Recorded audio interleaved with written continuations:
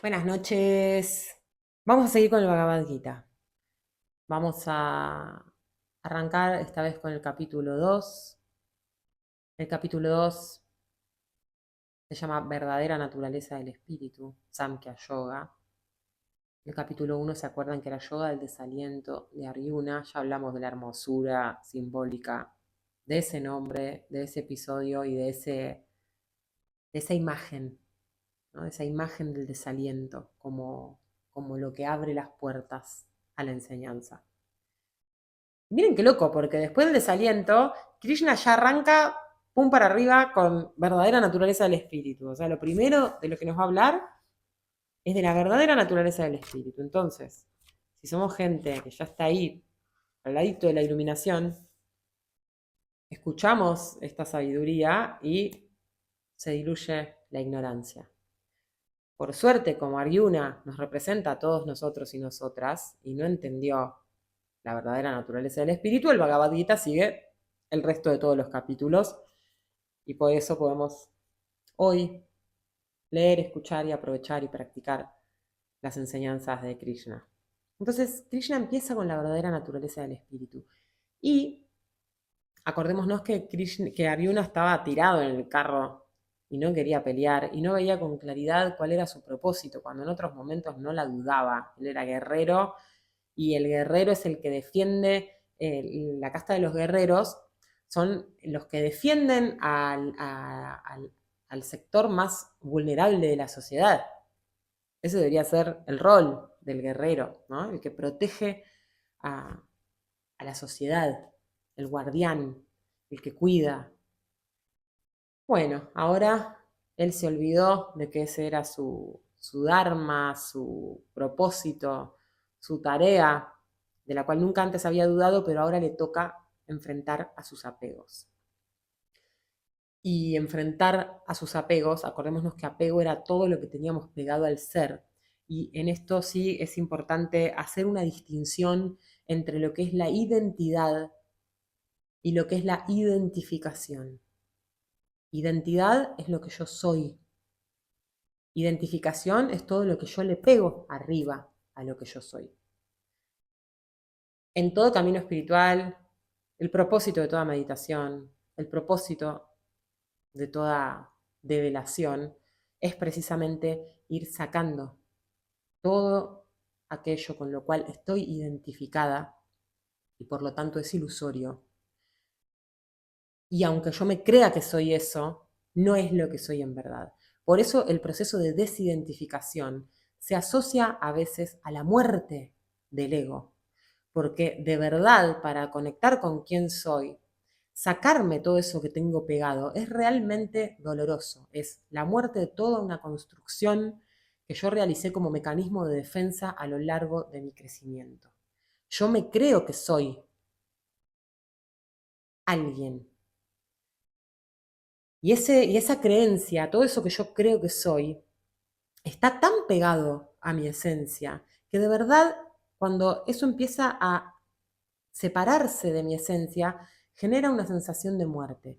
Y podemos poner muchos ejemplos de esto. Por ejemplo, algo que todos conocemos, una persona que trabajó toda la vida de docente, supongamos. De pronto se jubila y no les pasa mucho a las personas mayores que se jubilan y entran en pozos depresivos. Porque ahora que no soy más docente, empresario, lo que sea que hayas hecho en tu vida, ahora que ya no soy más eso, ¿quién soy? Como no nos enseñan a conectar con quién somos en realidad, estamos conectados con lo que creemos que somos. Y cuando eso se termina, se experimenta como una muerte, se experimenta como un pozo depresivo, como una crisis de identidad, porque toda mi vida me creí que soy todo aquello que le pegué a mi ser. Tenemos muchos ejemplos de esto, porque todos y todas estamos identificados con un montón de cosas que no son nuestra identidad. Y de acá el para qué de todo camino espiritual, porque el para qué es precisamente volver a conectar con quién soy en verdad. Poder despegarme o poder vincularme con todo aquello con lo cual me identifico como algo accidental, no como algo eterno, no como algo que es identidad, ¿se entiende? Nuestros grandes problemas nacen a raíz de esta identificación del ser con lo que creo ser. ¿Se entiende? Por eso nos es tan doloroso cuando las cosas a las cuales estamos identificadas terminan. Por eso nos es tan doloroso, por ejemplo, cuando una madre que estuvo más de la mitad de su vida siendo madre, de pronto sus hijos se van y existe este síndrome del nido vacío, porque ahora no soy más madre, ¿y ahora qué? ¿Y ahora quién soy? Aparte, las madres que nos hemos hecho cargo de nuestros hijos sabemos la cantidad de tiempo que demanda criar a otro humano, ¿no? Y cómo una se identifica con ese rol. Y aunque vos creas que a vos no te va a pasar, contame cuando te pase, porque de verdad sucede, ¿no? Esta crisis de identidad cuando los hijos empiezan a abandonar el nido. Entonces, a todos y a todas con algo nos pasa que identificamos el ser con lo que creemos ser.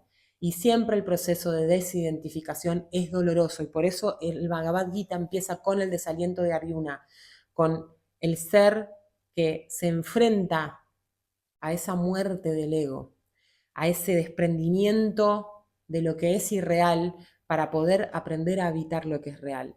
Sí o sí pasamos por ese tipo de experiencia dolorosa. Entonces, después del desaliento, Krishna le revela la verdadera naturaleza del espíritu. Arranca por lo más alto. Si el discípulo está preparado, escucha sobre la verdadera naturaleza del espíritu y automáticamente vuelve a conectar con su esencia. ¿Por qué arranca desde lo más elevado? Porque quién sos está sucediendo todo el tiempo, no es algo que tenés que salir a buscar, es algo que ya está sucediendo. De hecho, hay un autor muy hermoso que dice que la mayor ignorancia de los seres humanos es creer que no estamos iluminados. La ilusión más grande es la de creer que no estamos iluminados, porque quienes somos no lo dejamos de ser nunca. No es algo que hay que salir a buscar, es algo que está sucediendo. Y yo puedo conectar con esa realidad, con ese estado de conciencia. No vamos a entrar ahora en por qué no estamos entrando en ese estado de conciencia, porque para eso está todo el Bhagavad Gita. Es muy lindo cómo empieza el capítulo 2, porque Krishna no empieza bajando línea, no empieza evangelizándolo a Arjuna y dándole 2 sopapitos para que se ponga en vereda. Empieza haciéndole una pregunta. Esto a mí me parece un gesto hermoso, porque es como la verdadera pedagogía, ¿no? El verdadero pedagogo, el verdadero maestro es el que sabe que vos tenés todo el conocimiento que necesitas y te pregunta para evocarlo, para que vos misma, vos mismo evoques esa sabiduría que ya te es propia. Entonces él empieza preguntándole a Arjuna, le dice, ¿de qué te viene ese innoble e infamante abatimiento que cierra las puertas del cielo? Lo ve tirado en el carro y le pregunta, ¿de dónde te viene ese dolor? Y esto para mí psicológicamente es muy simbólico, porque vieron que cuando algo nos duele mucho y no vemos más allá, y pensamos que en realidad este dolor profundo que sentimos es porque Juancito nos mintió, por poner un ejemplo. Si vos prestás atención a lo que te está pasando en el cuerpo cuando sentís un dolor profundo, ya sea en un duelo de pareja, en un duelo de haber perdido un ser querido, en haber desaprobado un examen, podemos traer cualquier ejemplo que nos despierte un dolor profundo. Si vos te preguntás de dónde te viene, si vos seguís la pista del dolor hacia atrás, es muy probable que te des cuenta de que cuando sentís un dolor muy, muy profundo, desgarrador, es muy probable que lo hayas sentido antes. Y si vos seguís esa pista en tu línea de tiempo, es muy probable que llegues al origen o cerquita del origen. Tampoco es tan vital llegar al origen, pero sí habitarlo. Y a veces nos cuesta habitar el dolor, a veces lo esquivamos. Esta pregunta de ver de dónde viene, de esta invitación a seguir la pista y encontrar el origen de ese dolor, nos sirve para habitarlo de una vez por todas. Encontrar el origen, por lo general cuando encontramos el origen, si ya te pasó alguna vez y decís, este dolor en realidad me habla de mi herida de abandono, por ejemplo. Cuando yo de verdad accedo a la herida original, por lo general uno se desmorona en llanto, y en ese mismo acto de conciencia, de entender de dónde viene el dolor, casi que está la raíz también de la sanación. Están muy cerquita el origen del dolor con la capacidad desde este yo adulto de contener ese dolor, de habitarlo, de permitirme sentirlo. Por eso Arjuna le pregunta, ¿de dónde te viene este dolor? ¿No? ¿De dónde te viene? Busca el origen.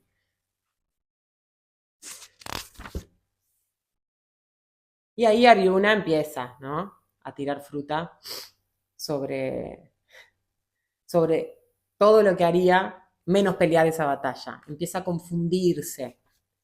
Antes nunca se había confundido. Él era guerrero, iba, defendía la justicia y nunca dudaba. Y un guerrero muy reconocido, ¿no?, como muy talentoso como guerrero. Pero ahora, de golpe, tiene que enfrentarse a sus apegos, ¿no?, a todo esto con lo cual estamos identificados. Acá se entiende por qué es tan difícil. Es como este acto desgarrador de despegarme de mis vestiduras viejas y habitar quién soy en verdad. Entonces, en ese camino de confusión, él empieza a decir, no, paren, yo en realidad no quiero ser guerrero, yo quiero ser un monje, quiero estar meditando en los Himalayas. Empieza a flashearla, porque no duraría ni 2 días meditando en los Himalayas. Y hay una parte, mientras él habla, Krishna calladito lo escucha. Y recién Krishna va a hablar cuando Arjuna dice algo en particular que tiene que ver con que ya no se distrae con los anestésicos. No lo conmueve ni las más grandes riquezas, porque lo que él quiere ahora de verdad es entender su verdadera naturaleza. Y eso se ve reflejado en estas eslocas que dicen así. Escuchen qué lindas. Mi corazón se apesadumbra a causa de mi mente irresoluta. Mi corazón se siente triste porque mi mente duda. Si dudaste, entendés de lo que está hablando. Entonces, mi corazón se apesadumbra a causa de mi mente irresoluta. Y mi voluntad se ve solicitada por el deber. Estoy en el carro, están todos ahí. En 2 minutos empieza la guerra, o sea, mi voluntad claramente se ve solicitada por el deber. Yo te pregunto, ¿a qué mejor puedo resolverme? Soy tu discípulo, suplicante, ruégote que me enseñes. Porque nada veo que pueda consolar la aflicción que conturba mis sentidos, aunque alcanzara la indisputada monarquía de la tierra y aún la soberanía de los seres celestiales. No hay nada que me consuele. No me distrae más de este dolor ir al shopping.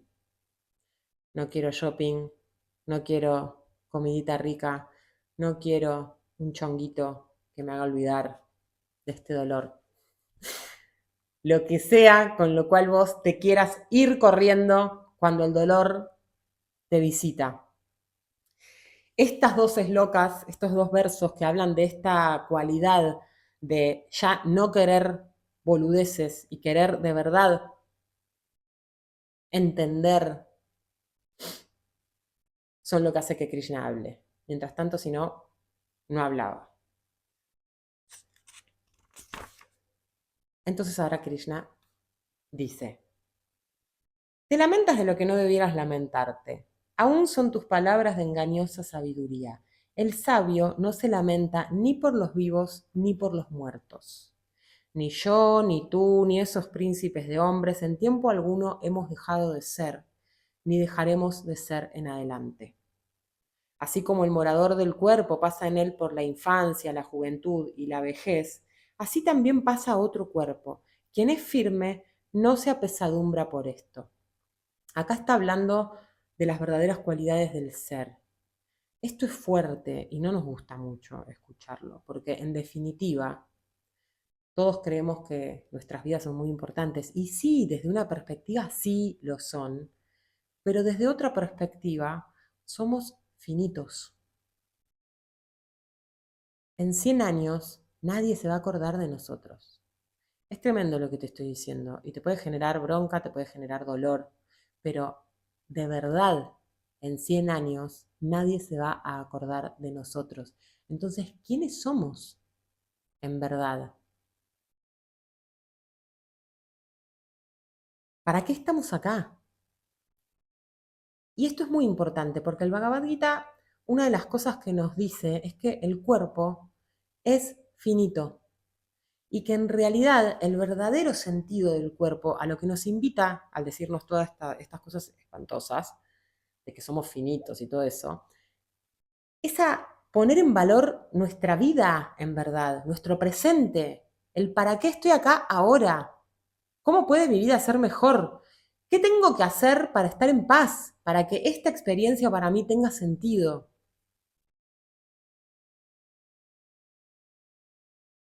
Entonces, es tremendo, pero es una de las realidades más inminentes que nuestro cuerpo es finito y que hay algo que venimos a hacer y que para eso estamos adentro de este cuerpo. Y un poquito el propósito del Bhagavad Gita es ese, es que podamos darnos cuenta de el para qué de esta experiencia humana que venimos a realizar. Vamos a ir de a poquito con esto. Pero miren cómo sigue. El contacto con la materia da calor y frío, placer y dolor, que en alternativos vaivenes se funden transitoriamente. Sopórtalos con valor, oh Bharata. Y acá vamos a hacer un pequeño corte, porque cuando habla del contacto con la materia, habla precisamente de cuando el ser ingresa al cuerpo. No habla de cuando yo toco las cosas, sino del habitar este cuerpo físico. Entonces, cuando mi ser habita este cuerpo físico, es atravesado por la dualidad. Va a ser calor, va a ser frío, voy a sentir placer, voy a sentir dolor, voy a estar todo el tiempo pivoteando entre opuestos. ¿Cuál es la solución que Krishna le da a este pivotear entre opuestos? Soportalo con valor, papu. Sopórtalos con valor, oh Bharata. ¿Por qué sopórtalos con valor? El hombre a quien ni el placer ni el dolor conturban y entre su balanceo permanece firme, es merecedor de la inmortalidad. Y acá linkea con lo que nos venía diciendo antes, con que este cuerpo está habitado por algo que no es tocado por el tiempo y que es ese ser del cual habla más arriba. ¿Sí? Y que una de las maneras de empezar a separarnos de esta existencia que es misteriosa, ¿no? Y que nos hace a veces esto, escuchamos que el morador del cuerpo pasa en él por la infancia, la juventud, la vejez y después pasa a otro cuerpo y no nos gusta, pero es una realidad con la que tenemos contacto todo el tiempo. ¿Dónde conociste a alguien eterno? Una de las maneras de empezar a despegarnos de las leyes que gobiernan este mundo ilusorio es precisamente dejar de estar gobernados por los o arrastrados por los opuestos. Vieron que a veces nos pasa, tengo calor, ay no doy más, tengo calor, y todo nuestro día es una mierda porque tengo calor. Después es invierno, tengo frío, todos quejándonos del frío. ¿No? Y vas al almacén y todos, qué frío. Y sí, es invierno, chicos, obvio que hace frío.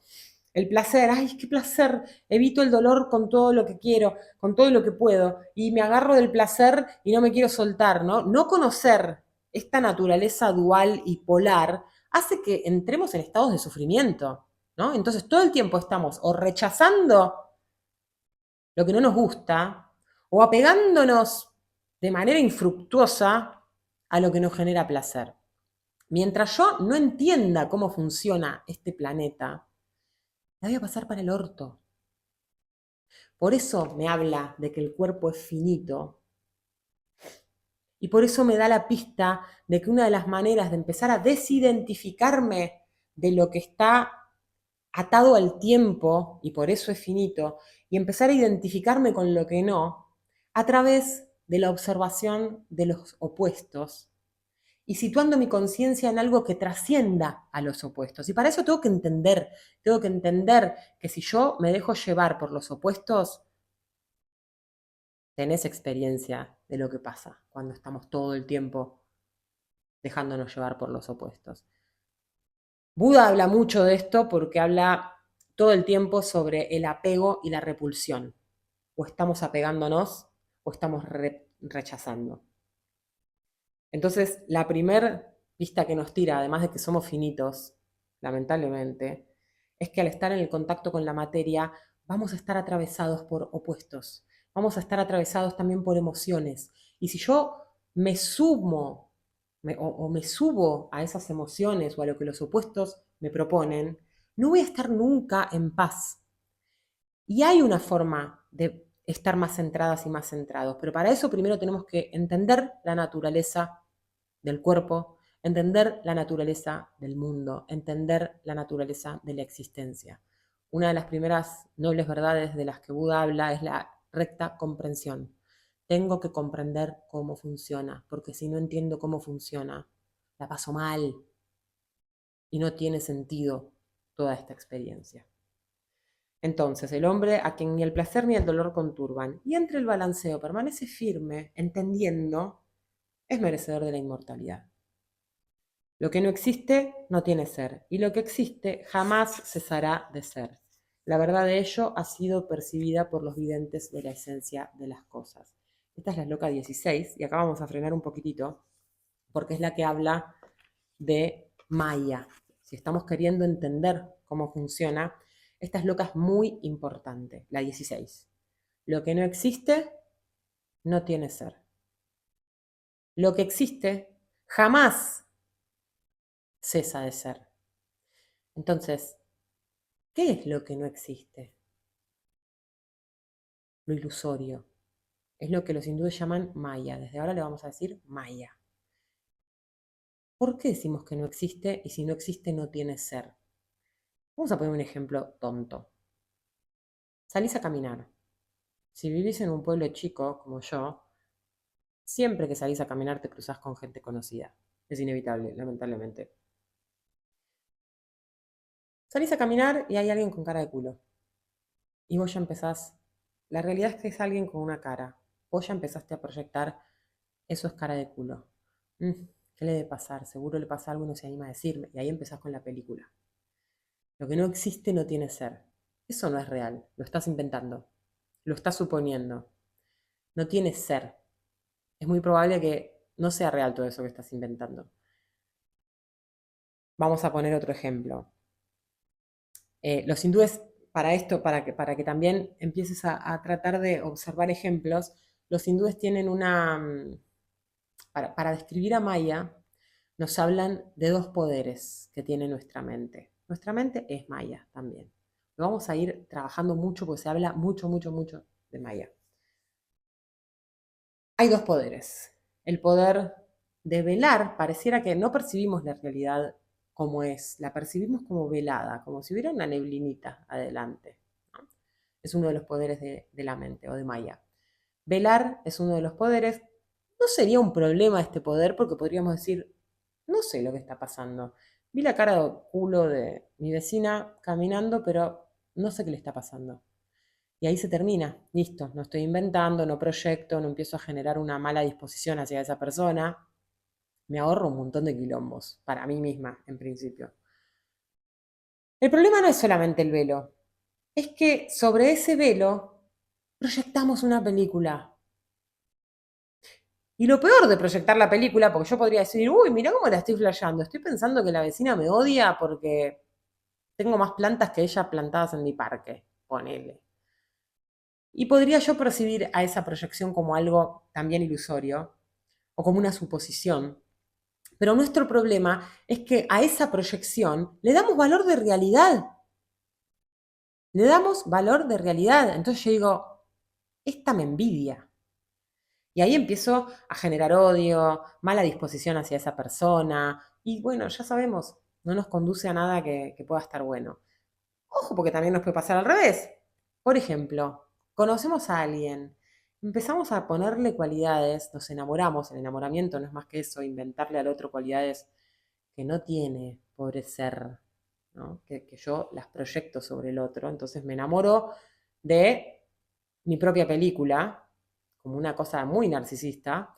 Entonces después cuando el otro, que siempre fue quien es, pasa un tiempo y el velo se cae, porque los velos se caen, ¿no? Lo que existe jamás cesa de ser, y lo que no existe no tiene ser. Entonces todo eso que yo inventé, todos esos condimentos que le puse a esa persona, se caen porque no tienen ser. Lo que tiene ser permanece, lo que no tiene ser se cae. Cuando esa persona aparece frente a mí tal cual es, pero porque a mí se me cayó el velo, no porque el otro me está engañando, digo, ay, pará, vos no eras así. No, sí, siempre fue así, nada más que vos no me estabas viendo. Estabas viendo tu proyección. Por eso es bueno cuando uno conoce a alguien, saber que primero es un desconocido y que lo vas a ir conociendo. Si tuviéramos esa real conciencia, es muy probable que el enamoramiento no existiera y esto no sería feo, casi que sería hermoso que lo que suceda sea conocer al otro tal cual es, ver al otro. Si no, no estamos viendo al otro. ¿Se entiende? El amor es otra cosa, claramente. Todos sabemos de lo que estamos hablando. Entonces, lo que no existe no tiene ser. Todas esas proyecciones no tienen ser. Y lo que existe no cesa de ser. Entonces, Maya, vamos a plantear a Maya, que es esto, está como ejemplificada perfectamente en esta esloca, en este verso tan importante que es el 16 de la estancia 2. Por un lado, es esto, el velo y la proyección. El velo y la proyección. No veo la realidad como es, encima proyecto una película sobre ese no saber, sobre esa ignorancia, y creo que esa película es lo real. Una de las formas de empezar a desanudar a Maya es primero tener en cuenta que no estoy percibiendo la realidad como es. Y también empezar a observar la proyección. Muchas veces nos es más fácil observar la proyección que conectar con el velo, porque la mente está todo el tiempo hablando. La mente para los hindúes se llama manas, que significa lo que fluctúa. Nuestra mente está todo el tiempo moviéndose, tipo mono loco. Santa Teresa de Ávila le decía la loca de la azotea. Imagínate que todo tu cuerpo es una casa y que en la mente, la azotea, hay una loca. Déjala hablar, déjala que hable. Un poco es que hay que reprimirla, ¿no? Y esto es muy lindo porque no dice calla tu mente, es imposible. La mente por naturaleza no es silenciosa, pero la podemos simplemente observar. Esto parece una pavada, pero no es joda, porque ya observar a la mente es pararse en un lugar distinto. ¿Te acordás que al principio de este episodio hablamos de la identificación? Una de las identificaciones más grandes, poderosas y difíciles de diluir que tenemos es con nuestra mente.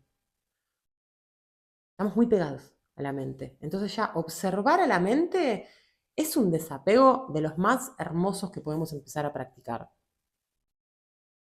Acordémonos de esta loca. Lo que no existe no tiene ser. Lo que existe jamás cesará de ser.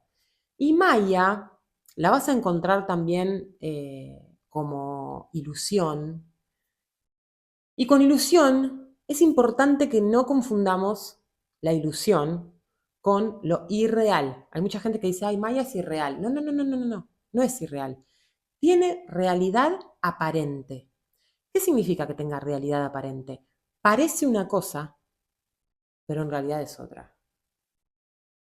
Como esto del velo. No veo la realidad tal cual es. Las cosas aparecen ante mí. Que aparezcan significa que parece una cosa, pero es otra. Desde la filosofía se habla como fenómeno noúmeno. Vamos acá a hablarlo esto como apariencia. Otra definición de Maya muy hermosa es la que la define como la capacidad de reconocer en algo una idea previa que yo tenía. Entonces lo asocio a mi idea previa y no veo lo que es en realidad. El ejemplo más común que vas a encontrar en toda la bibliografía sobre Maya es el de la soga y la serpiente. Vas caminando por el monte, supongamos, yo vivo en el monte cordobés. Voy caminando por el monte y a lo lejos hay una soga. Yo veo que es una serpiente, me asusto, salgo corriendo y me parto los dientes contra una piedra, porque me tropiezo, ponele. Si yo empiezo a ir hacia atrás, me doy cuenta de que toda esa reacción desmedida de salir corriendo tiene que ver con que en esa soga yo no me puse detenidamente a ver desde lejos y a corroborar lo que yo estaba viendo. No, automáticamente asocié serpiente, algo que yo conozco previamente y que lo proyecto sobre esa visión. Y no es inocente porque me asusta, me hace salir corriendo y me hace lastimar, por ejemplo. Entonces me encanta esta definición, ¿no? Porque otra vez dejo de ver las cosas como son y veo lo que yo quiero, que por lo general tiene que ver con lo que hay en mi memoria, ¿sí? Entonces, reconocer que Maya también puede ser una falsa percepción en la cual yo no estoy viendo, no estoy conectando con lo real y estoy poniendo parte de mi contenido mental sobre eso que aparece, es muy importante y tiene que ver también con esto de qué te viene, ¿no? ¿De dónde vino que vos reconociste eso? ¿De dónde te viene que eso era una serpiente? Si era una soga. Mirabas 2 minutitos con atención y te dabas cuenta, la soga no se mueve, la soga tiene un montón de otras características que no tiene la serpiente, ¿sí? Me parece que el tema de Maya es muy importante porque es cómo funciona nuestra mente. Después la vamos a ver desde otros o desde otras cualidades en las que Krishna la explica, pero en principio pensemos en cómo esta capacidad de velar y proyectar nos atraviesa en absolutamente todas nuestras experiencias. De hecho, que no nos guste el conocimiento de que somos finitos, habla de un gran velo que tenemos en nuestra mente, ¿no? Creer que somos eternos, no darle el valor al cotidiano, a la vida, a los vínculos, a los afectos, a cómo me trato, a cómo trato a los demás, a cómo dejo que me traten, ¿no? Si realmente tuviéramos conciencia de nuestra finitud, seguro tendríamos más responsabilidad sobre nosotras mismas, sobre nosotros mismos y sobre todo lo que sucede en nuestras vidas. Entonces no es un tema menor poder comprender cómo funciona este planeta, poder comprender qué significa habitar un cuerpo, poder comprender cómo funciona nuestra mente y de alguna manera poder entender el sentido de nuestra vida. Entonces, acordémonos de esto, lo que no existe no tiene ser. Y lo que existe nunca deja de ser. La verdad de ello ha sido percibida por los videntes de la esencia de las cosas. Yo te sugiero, y me sugiero, que hagamos esta práctica. La práctica de poder empezar a ver y a reconocer el velo y la proyección. Hacelo con vos, con tus pensamientos, con tus percepciones. No lo hagas, no andes dando cátedra. Que sea un ejercicio interno, ¿sí? Cachate en la proyección. Date cuenta. Vas a ver que cuando te das cuenta y empezás a decir, para, estoy proyectando, automáticamente el efecto de la proyección disminuye. Y tal vez incluso te das la posibilidad de percibir lo que de verdad está pasando y no conectar con esa proyección. Hay una palabra muy hermosa que tienen los hindúes que es shru, y shru significa escuchar con la lengua del oído quieta. Es una práctica muy hermosa, la de escuchar con la lengua del oído quieta. ¿Por qué? Porque siempre que estamos escuchando a alguien, por lo general no lo estamos escuchando. Estamos proyectando todo lo que le vamos a decir cuando la persona termine de hablar. Eso es Maya también. Entonces, practicar la escucha consciente es precisamente no darle bola al discurso y estar presente para el otro. Receptiva, receptivo, expectante, no todo el tiempo ausente de lo que está sucediendo. La práctica de percibir al otro es la práctica de salir de Maya, de salirse de este juego ilusorio, que no sabemos por qué nos sucede, ya vamos a ahondar en eso, pero la única manera de empezar a salir de este juego ilusorio es la presencia en la escucha, la presencia en la percepción, estar atentos y atentas a no estar reconociendo en lo que sucede algo que es antiguo, Y de esa manera vas a ver que conectando con la presencia es mucho más fácil percibir lo que de verdad está pasando. Incluso es mucho más fácil percibir lo que a vos de verdad te está pasando. ¿Por qué? Porque estás ahí. Estás en lo real. Y lo único real es lo que está sucediendo ahora. Y por eso Krishna empieza diciéndonos que somos finitos.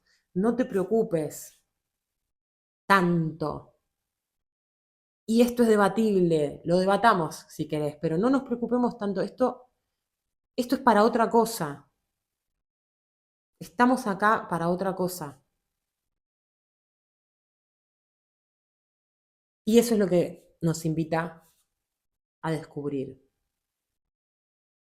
Es muy probable que esto nos genere contradicciones y por eso a mí me gusta siempre invitar al debate, ¿no?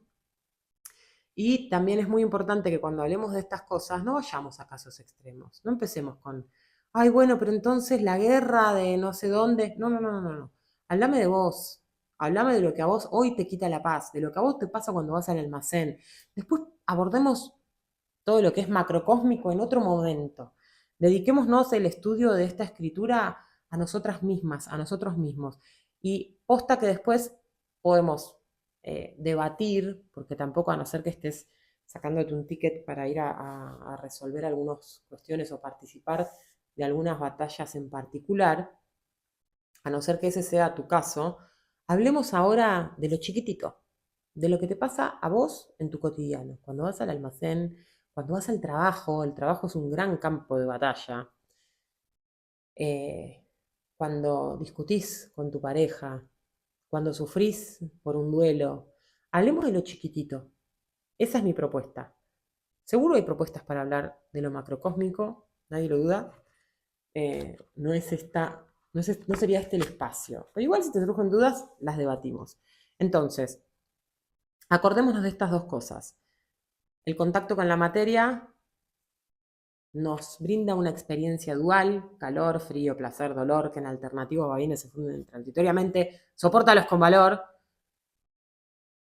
Observemos cómo a veces el hecho de estar atravesadas y atravesados por estos opuestos nos bambolean para todos lados y nos desequilibran por completo. Ay, ahora llega el frío, ay, ahora llega el calor. Bueno, qué pesados, ¿no?